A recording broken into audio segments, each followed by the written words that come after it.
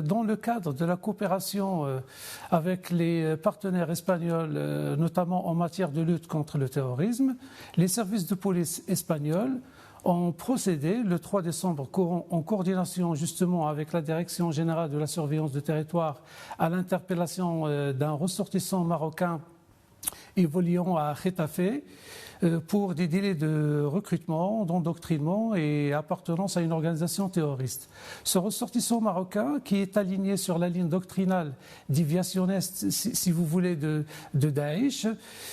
entretenait des contacts avec des combattants à la zone syro-irakienne, avec lesquels il échangeait des enregistrements vidéo faisant l'apologie de Daesh et les appels au djihad rapportés dans les organes de propagande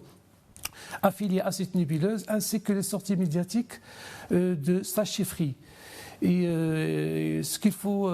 noter, c'est que ce ressortissant marocain est recherché par le Bureau central d'investigation judiciaire depuis septembre 2019, justement pour ses contributions à caractère extrémiste sur les réseaux sociaux, notamment Facebook, et aussi pour ses accointances avec un ex-combattant marocain de Daesh qui a été arrêté en Espagne en 2018 en vertu d'un mandat d'arrêt international décerné par les autorités judiciaires marocaines à son encontre. Et puis il a été extradé en 2019 pour être confié au Bureau central justement d'investigation judiciaire pour enquête au terme de laquelle il a été déféré devant la justice pour répondre à des faits qui lui sont reprochés. Et en ce qui concerne la coopération avec les homologues espagnols, ne date pas d'aujourd'hui. Donc vous savez, madame, depuis le démembrement des cellules terroristes au Maroc,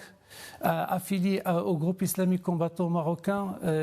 ont permis depuis 2004 à 4 partenaires européens, la France, l'Espagne, la Belgique et l'Italie, à démanteler au niveau de leurs pays respectifs beaucoup de cellules terroristes interconnectées à cette nébuleuse. Et aussi, il faut revenir à la contribution de la DGST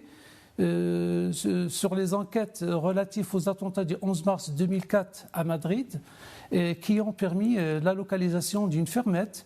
à la région madrilène où les engins explosifs ont été confectionnés,